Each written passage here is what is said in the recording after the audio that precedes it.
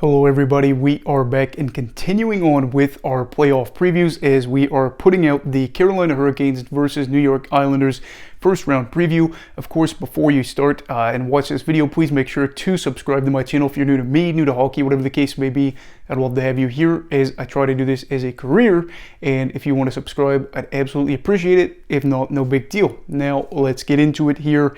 And how exactly did we get here? We got here with the Carolina Hurricanes being stellar in a year that featured a lot of physical and emotional setbacks for them. The injury category really hurt them here, losing two key forwards in Max Pacioretty and Andrei Svechnikov, but they still won a very tight Metro Division race and had an incredible season. As for the Islanders, it wasn't always pretty at times, that's okay, and their playoff hopes were in doubt as they had a 6-game losing streak, but they did find a way to get back into the playoff push and then ultimately ended up making the postseason after missing last season. And now we'll get to see who is going to get to the second round as these two sides meet for the first time in the postseason since the 2019 playoffs when the Carolina Hurricanes shockingly swept the Isles in the second round. I remember that really well because the Islanders swept the Penguins pretty shockingly in the first round. But yeah, with that being said, what are some storylines to watch out for this series? The first one is, will injuries to Pacioretty and Svechnikov be too much to overcome for Carolina? While the Hurricanes were able to put together a fantastic season, 113 points by the way, it may have been even better if they had two guys that I just mentioned and they were healthy. The health of the team can definitely be the difference between a team going on a run and having your hopes dashed early. For Carolina, I think this is one of those situations where if they lose early, especially on, you could say, is that part of it? Is that part of why their hopes were dashed? While Max Pacioretty is a guy that only played 5 games for the Canes this year, he was acquired for his goal scoring and ability to help push the puck up the ice and create those scoring chances, and really just be a guy that with that experience can still produce at his age more so than you would expect.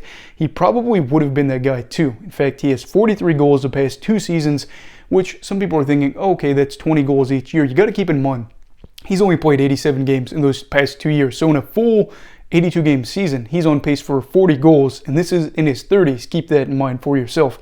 His absence, I don't think, will be felt necessarily as much because he only played 68 minutes this season. Again, if you're not in the lineup a whole lot and you aren't part of the team in years past, maybe it's not as big of a deal.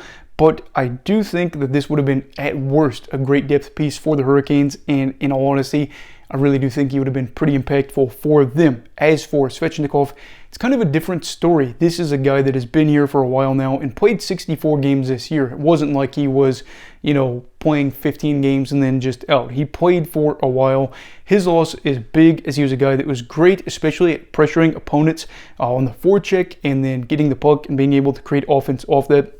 Plus, having the ability to have a guy that can help you create offense on the forecheck is great.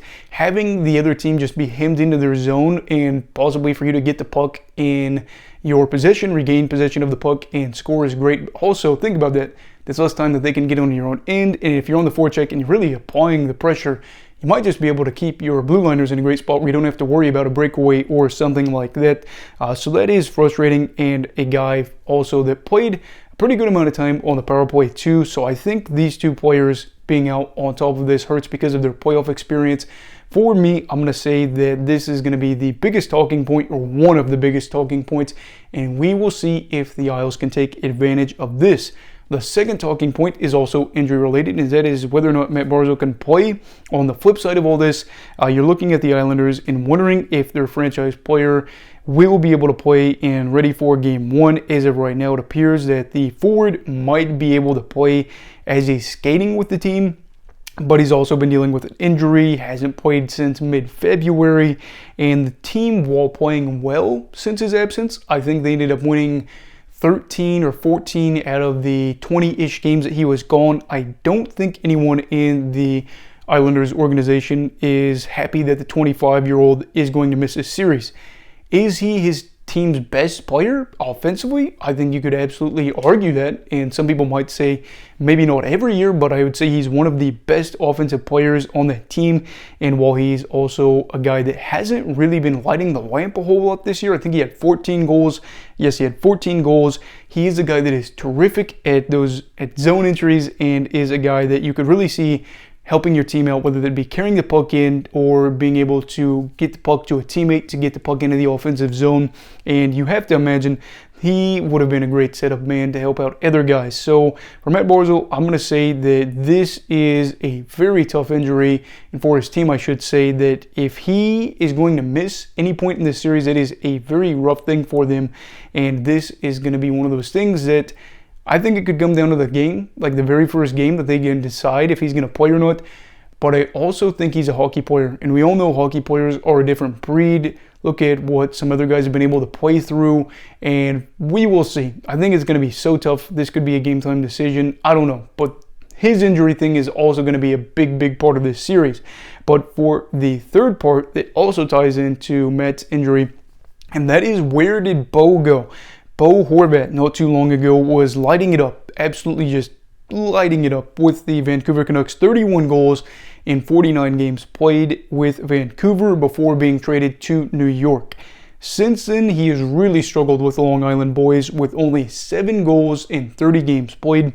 To be fair, two things that I will point out in kind of this segment is, the first thing is that his individual expected goal total is about 11. So statistically, based on where he's shooting and kind of the angle of his shot and stuff like that, he should have 11 goals. It could be the fact that goalies have outperformed on these looks and things like that, but it's one of those things where at the end of the day, you can have the individual expected goals, but if they're not going in, you could have 99 individual expected goals or expected goals for a team, and if they score 0, nobody cares. It's about how many go in, and for him, that's just some bad luck. But I will say he is playing over 20 minutes a night in New York, so we can't say, well, he's had a massive reduction in minutes with the Islanders. And with the hefty extension he signed, you're really hoping this isn't an indicator of what you're going to get going forward.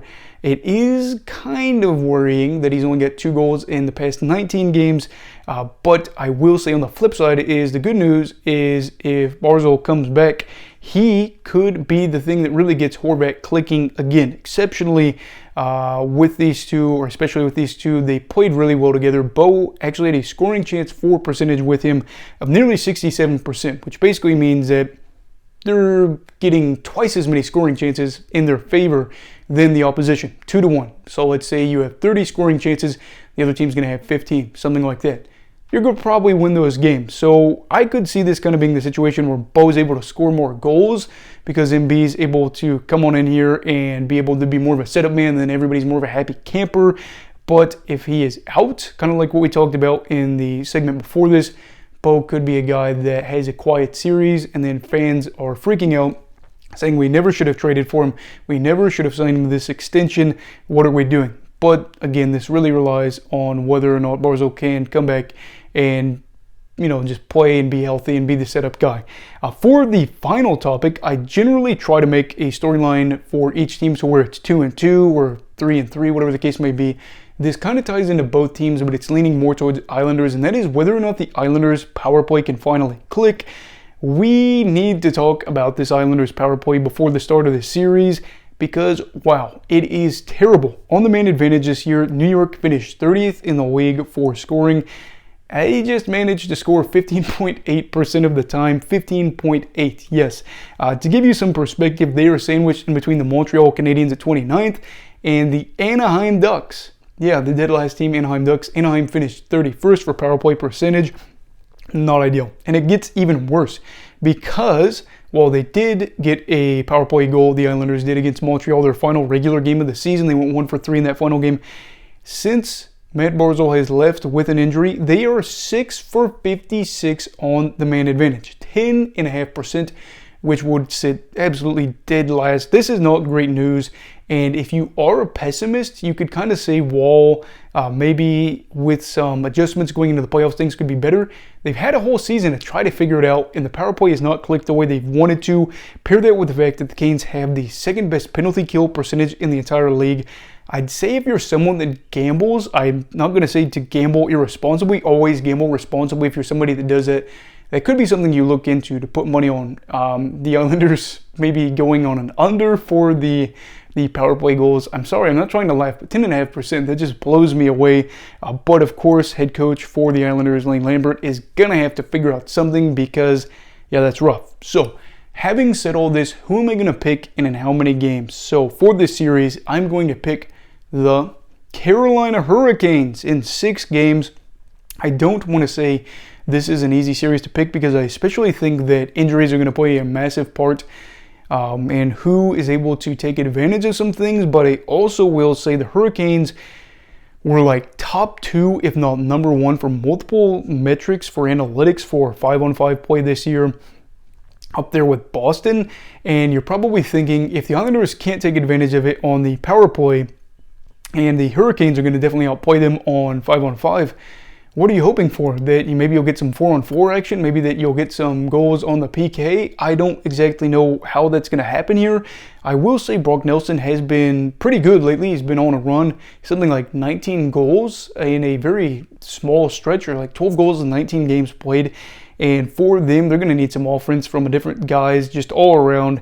But I will say, if I had to pick an equalizer, I will say kind of just like my preview for the Lightning and the Maple Leafs, if you want to go check that out. We talked about goaltending here. I think that Sorokin could be kind of one of those guys that equalizes it out.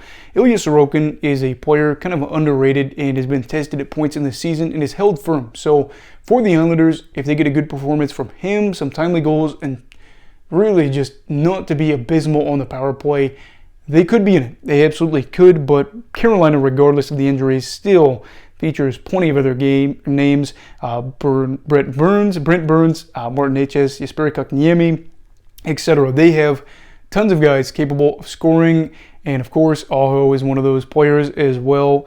And they just don't make things easier. This is a team that, while might not be in a big market, not get the attention that they deserve, they just are really good, and there's no way to really just put it out there without making myself sound like a fool. Yeah, I mean, Carolina is the better team. New York could do it. They've had some upsets multiple times in the Barry Trotz era, so we'll see if Lambert's able to do it. But anyway, who do you think this series will win this series? Why and in how many games? I'd love to hear your thoughts. Islanders fans, especially, if you think you're going to win this series, why do you think it is? Who do you think will be those X factors for you? Leave your comments down below. Also, please make sure to like this video if you enjoyed it. Subscribe if you're new. Everybody stay safe. Have a great night, and Eagle of Hockey, all right? Goodbye, Brigadiers and Brigadettes. This is your captain signing off. Have a great night.